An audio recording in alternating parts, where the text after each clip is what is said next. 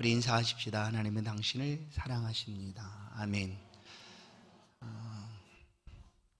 금식 논쟁입니다. 오늘 말씀은 금식 논쟁인데, 예수님께서는 공생의 기간 동안 많은 논쟁을 하셨습니다. 특별히 유대인들과 이런 많은 논쟁들을 하게 되었는데, 이 논쟁의 주된 주제가 무엇이었는가? 그것은 바로 율법에 관한 것들이었습니다.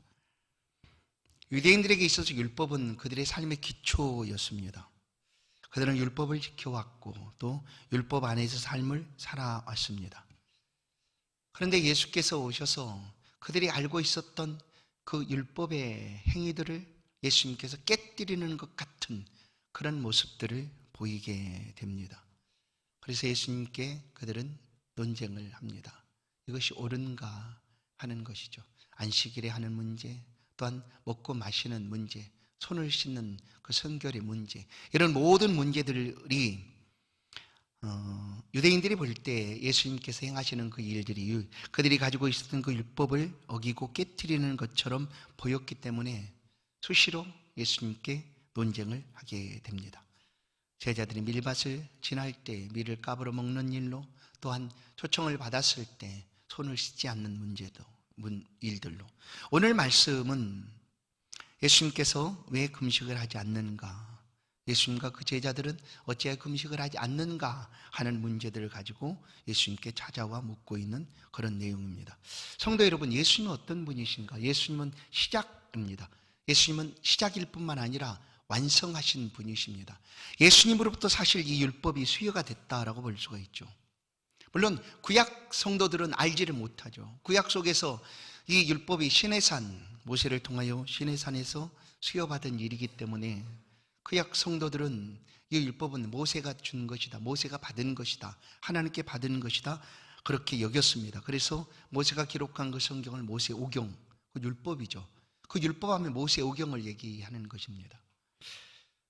그러나 그 율법을 시내산에서 수여할 때 성삼위 하나님, 성령, 성부, 성자, 성령 하나님이 함께 계셨고, 예수님은 성자 하나님이시로 그 자리에 함께 계셨다. 그러니까 예수님께서 율법의 수여자입니다. 율법을 주신 분이시죠. 그리고 율법을 통하여 율법에서 가리키고 지시하는 한 사람이 누구인가?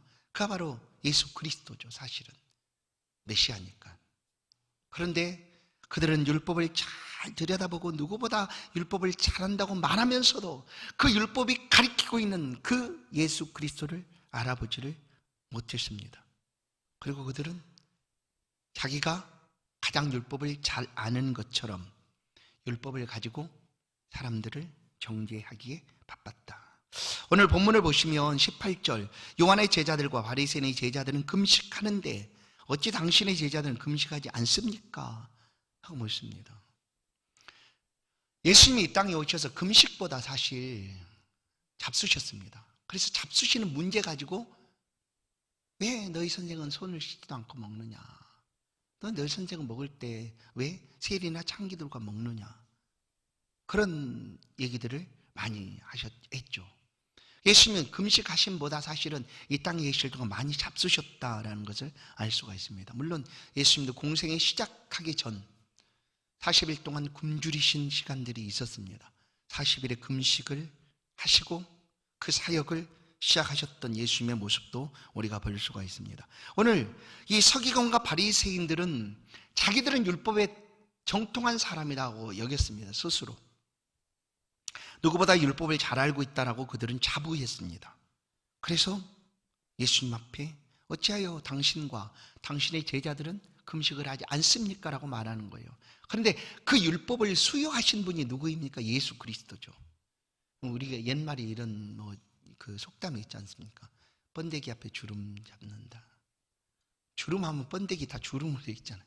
그 앞에 주름 잡은 들 번데기 주름이 대단하잖아요. 지금 그런 얘기예요. 율법을 주신 분이 예수 그리스도시고 그 율법을 완성하신 분도 예수 그리스도니, 율법의 마침이 되었다라고 예수님을 로마서에서는 표현합니다. 율법의 마침.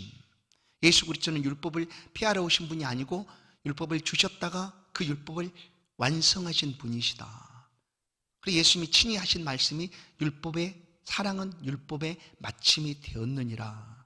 그런데 예수님께서 율법의 그 613가지 조항이 있지만 마지막으로 예수님께서 우리 가운데 오셔서 또 한 가지 첨부하신 율법의 내용이 무엇인가 하면 그것이 계명이죠. 내가 너에게 새 계명을 주느니 서로 사랑하라 라는 거예요. 내가 너희를 사랑하는 것처럼 서로 사랑하라 라는 것이 예수님께서 이제 오셔서 주신 말씀이죠. 그리고 그 말씀 그대로 사랑을 우리 가운데 보여주셨고, 로마서에서는 사랑은 율법의 마침이 되었느니라. 그러니까 예수님 율법을 주신 시작이시고 그 율법을 마치신 분이시다라는 거예요. 아무도 율법의 모든 요구를 이룰 수 있는 사람은 아무도 없을 그때에 오직 예수 그리스도께서 이 율법의 완전한 요구를 다 이루신 거예요. 예수님께서 그렇게 율법을 완성하신 분이신다. 근데 그 앞에서 지금 바리새인들이 모든 것을 아는 것처럼 어찌하여 당신은 금식을 하지 않습니까?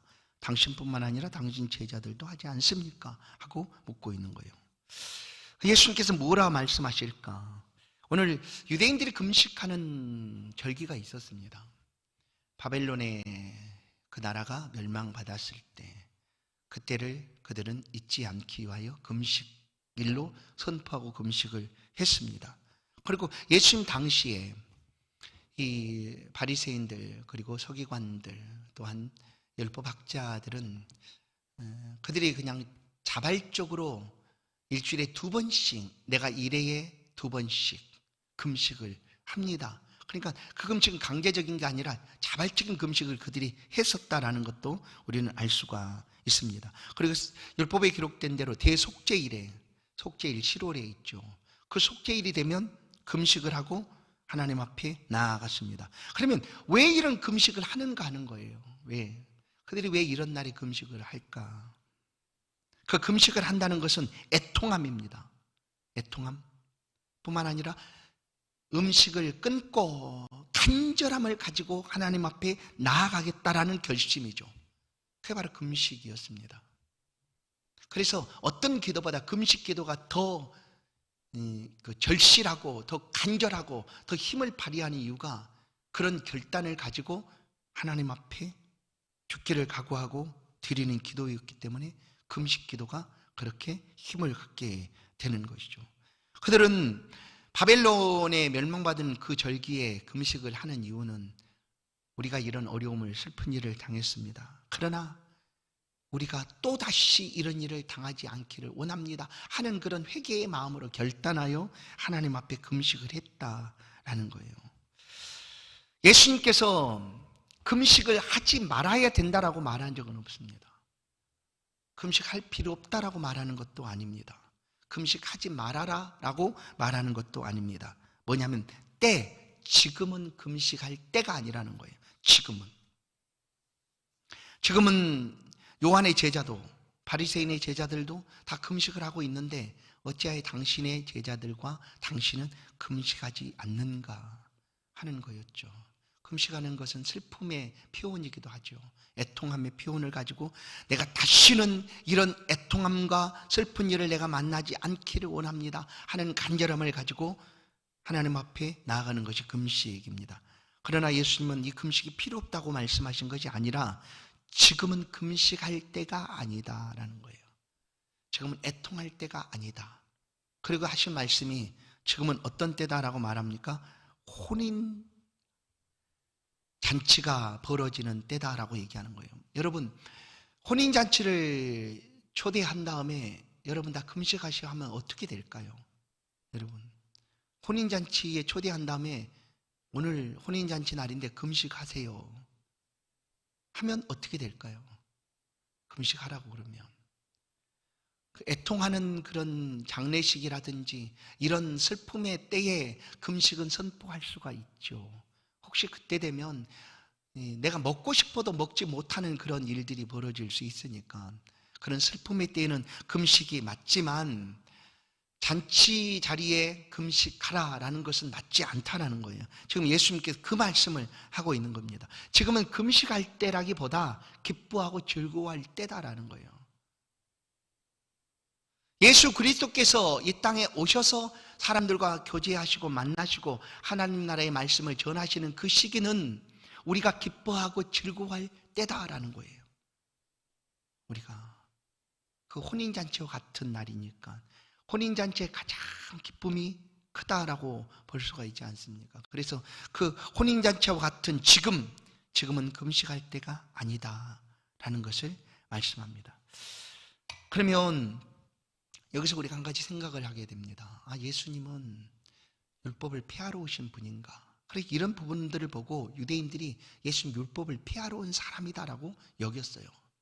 말씀드린데 그들은 율법이 그들의 삶의 중심이었고 기초였고 그 율법을 따라 삶을 살아갔는데 예수께서 오셔서 그와 같은 율법들을 피하는 것 같은 모습을 보게 된 것이죠.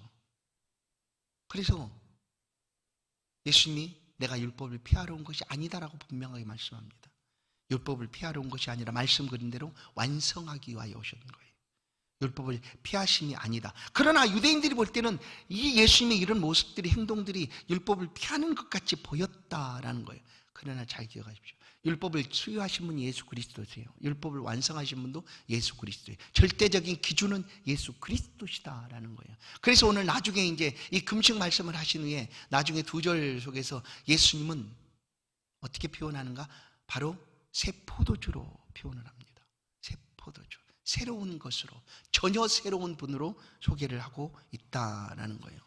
혼인집 잔치에 즐겁고 흥겨운 그 잔치에 손님을 청해놓고 금식을 할 수 없는 것처럼 지금은 기뻐하고 즐거울 때다. 왜냐하면 혼인잔치와 같은 그런 날이니까, 상황이니까. 예수 그리스도를 가리켜서 우리의 신랑이라고 성경은 표현해 줍니다. 신랑 대신 예수께서 다시 오실 때 하고 우리 찬송도 부르잖아요.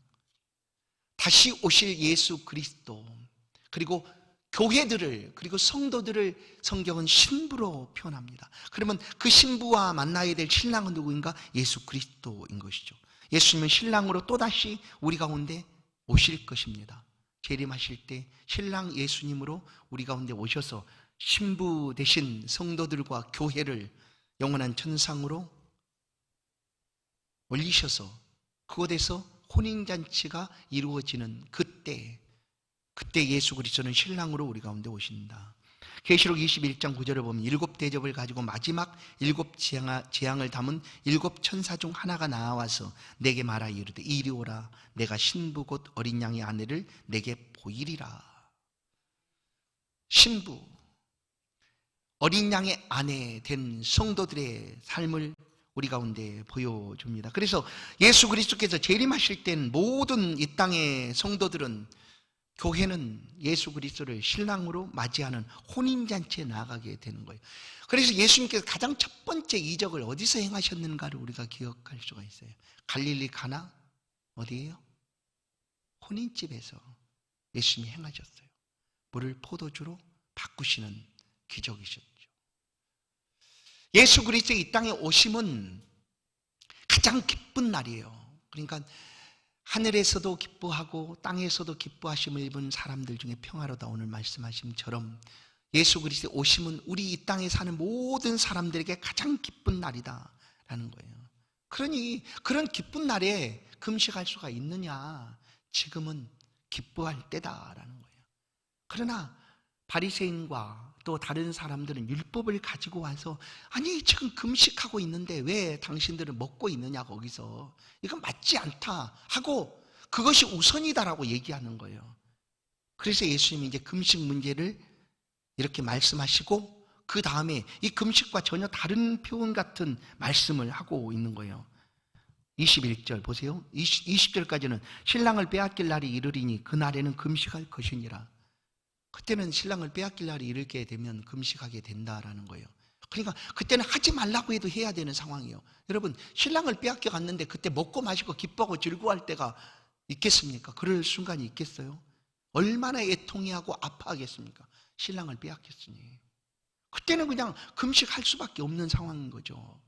그러나 지금은 기뻐하고 즐거워할 때다라는 거예요.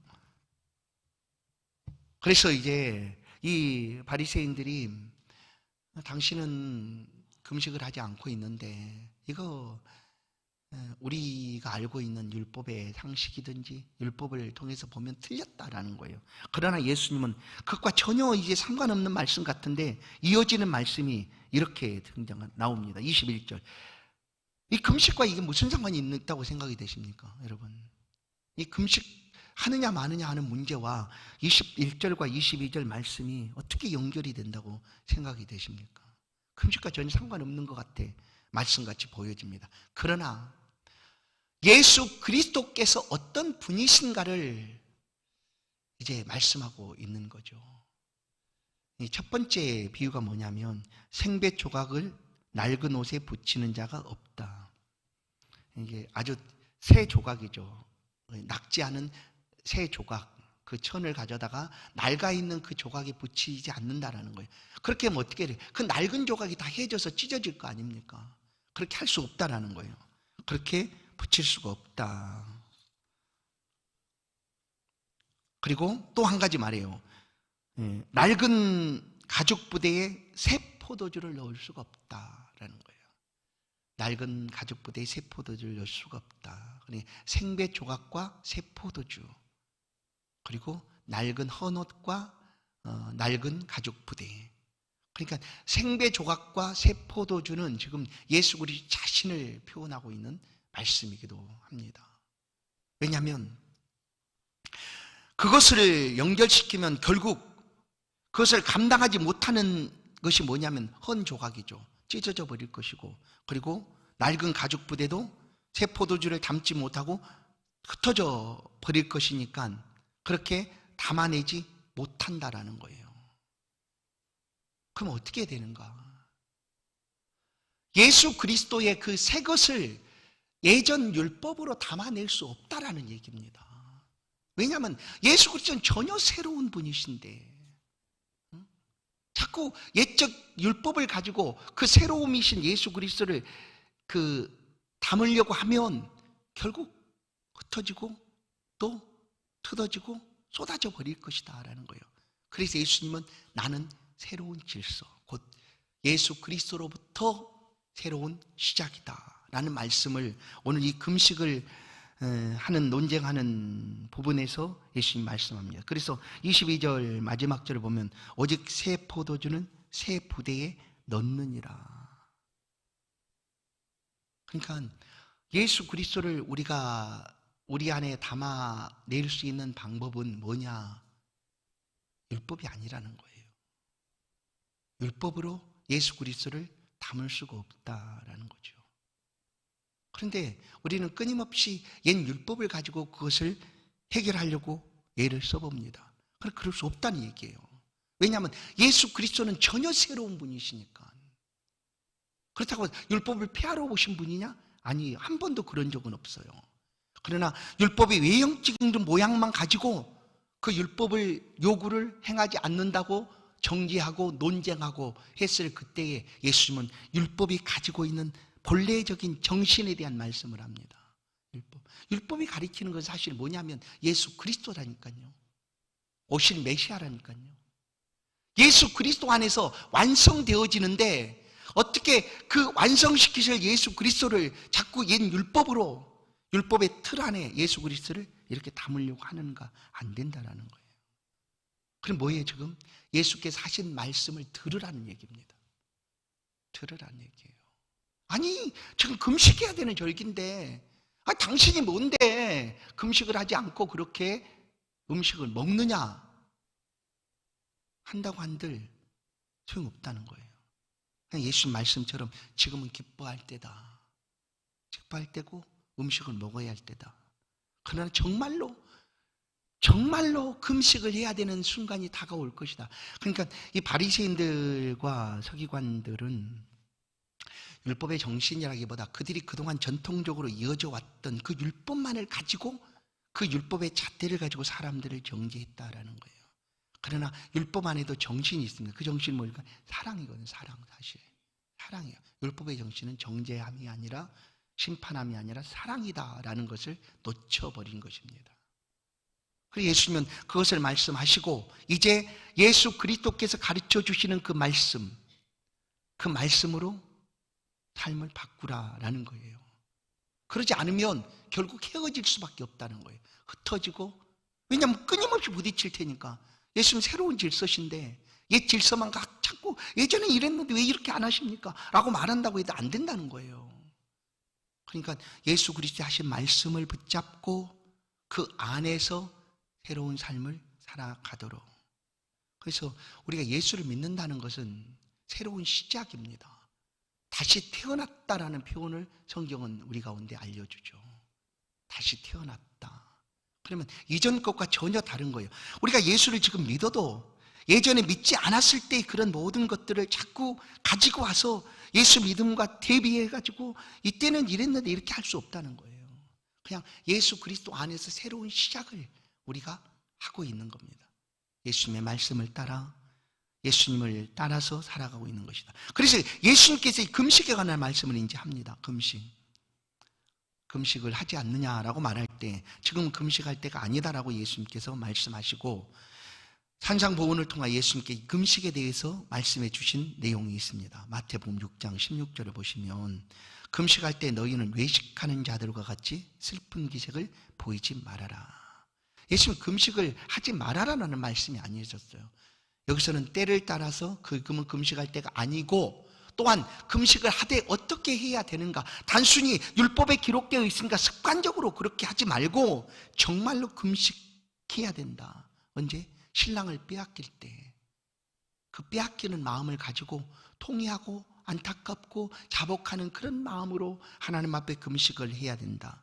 그러니 금식할 땐 이렇게 해야 된다는 거죠. 금식할 때 너희는 외식하는 자들과 같이 슬픈 기색을 보이지 말라. 슬픈 기색을 일부러 보이지 말라라는 거예요.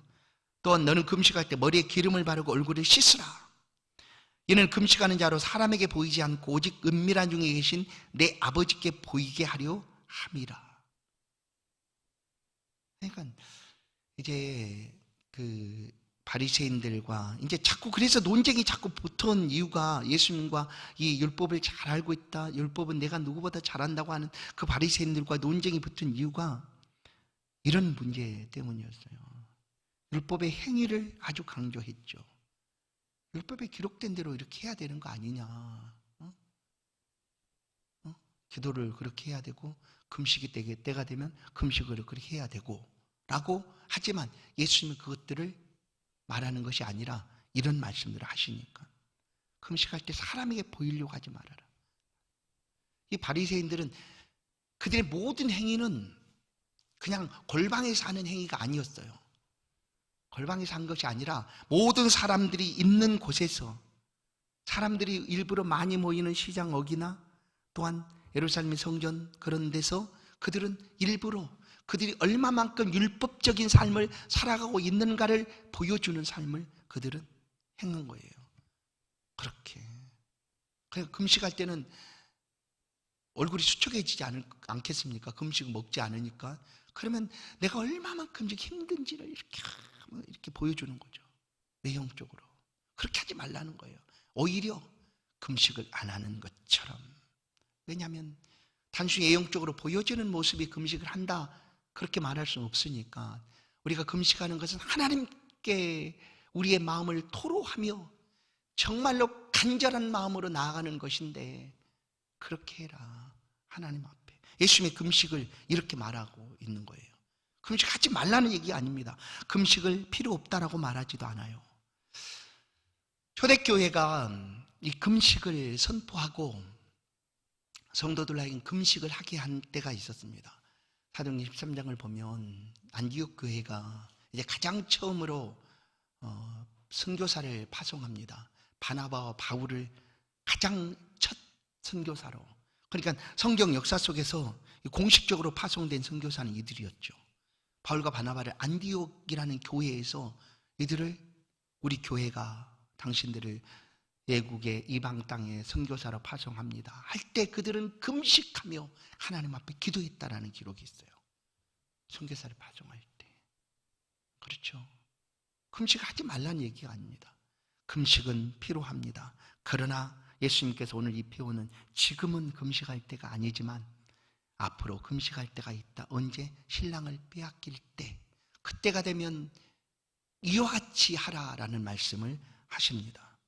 그리고 우리가 금식을 통해서 얻고자 하는 것이 무엇인가라는 우리가 생각을 해봐야 돼요. 우리 금식을 통해서 무엇을 얻고자 하는가? 무엇일까요? 빼앗긴 신랑을 다시 찾고자 하는 것 아니에요? 그렇잖아요. 신랑이 빼앗겼어요. 그 금식을 합니다. 왜 한다고요? 빼앗긴 신랑을 찾고자 하는 거 아니에요? 찾을 수 있도록 간절한 마음으로 어떻게 하면 찾겠습니까? 어떻게 하면 다시 돌아올 수 있겠습니까? 하는 그런 절절한 마음으로 식음을 전폐하고 금식하는 거 아니에요? 그렇죠? 그렇게 하라는 거예요.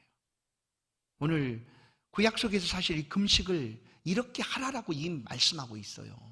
그러나 예수님 당시에 이 바리새인 서기관들이 이 금식을 이렇게 습관적으로 그냥 율법의 행위로 사람들에게 금식을 왜 안 하느냐 하고 자기가 금식하는 것을 바리새인과 세리의 기도를 보면 알잖아요. 나는 일에 2번씩 금식합니다. 하나님 자랑으로 그것을 사용하고자 그렇게 했다는 거예요. 그럴 일이 아닌데 금식이라는 것이 나 신랑을 뺏겼네 나 금식해. 누가 이렇게 금식하고 금식하는 사람이 있겠어요?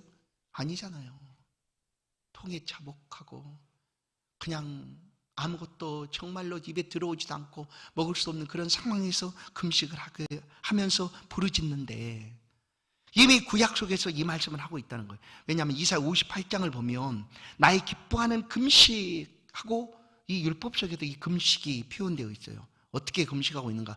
이 금식을 우리가 하나님 앞에 드리면 흉악한 결박을 풀어주고 멍에의 줄을 끊어주고 압제당한 자를 자유케 하고 줄인 자에게 양식을 주며 이렇게 얘기해요. 금식을 통하여 우리가 금식을 통하여 이런 일들이 벌어진다는 거예요. 흉악한 결박을 끊어내고 멍에의 줄을 풀어주고 압제당한 자를 자유케 하고 줄인 자에게 양식을 주고 이게 금식이에요. 사실은 오늘 우리도 금식이 필요할 때가 있습니다. 성도 여러분, 여러분에게 신랑이신 예수님이 떠나셨습니까? 예수 그리스도께서 여러분의 삶에서 사라졌습니까? 그러면 금식해야 돼요.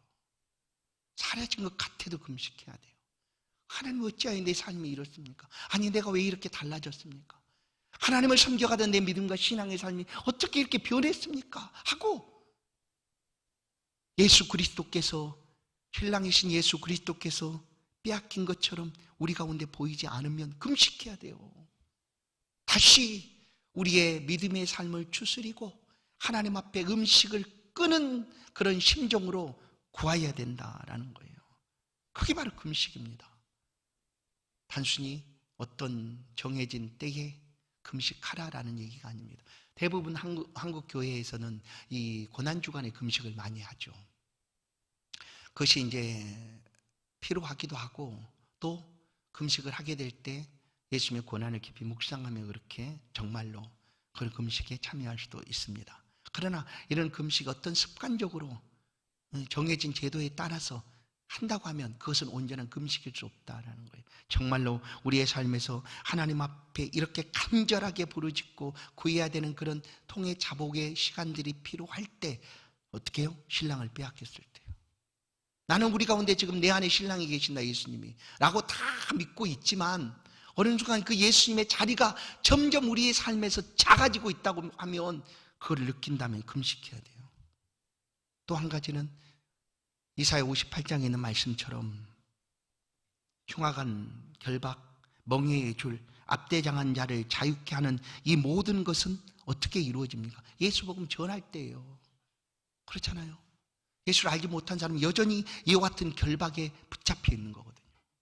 그래서 금식을 한다라는 것은 이런 효과를 우리 가운데 주시는데 복음을 전하는 일도 사실 금식의 정신과 아주 맞닿아 있어요.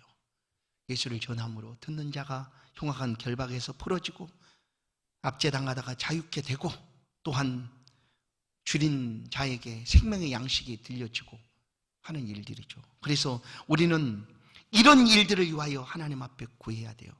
금식하는 마음으로 하나님 나를 통하여 예수 복음이 전해지기를 원합니다. 또한 내 안에 다시 한번 예수 그리스도의 마음과 그 믿음이 회복되기를 원합니다 하는 마음으로 금식의 자리에 서야 한다라는 겁니다.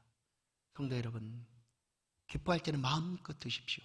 그러나 정말로 우리가 신랑을 빼앗긴 것 같은, 또한 우리 안에서 이 복음이 사라진 것 같은 그런 순간들을 맞이한다면 예수님이 하신 말씀처럼 금식하십시다.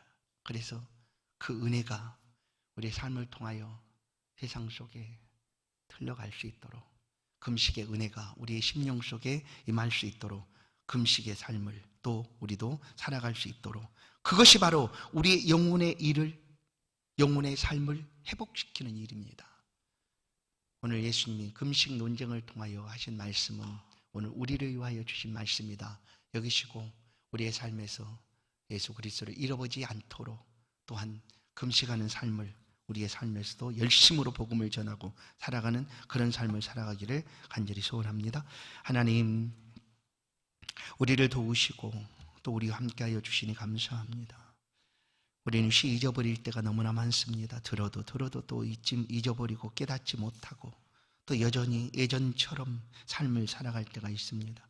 주여, 우리를 도우시옵소서.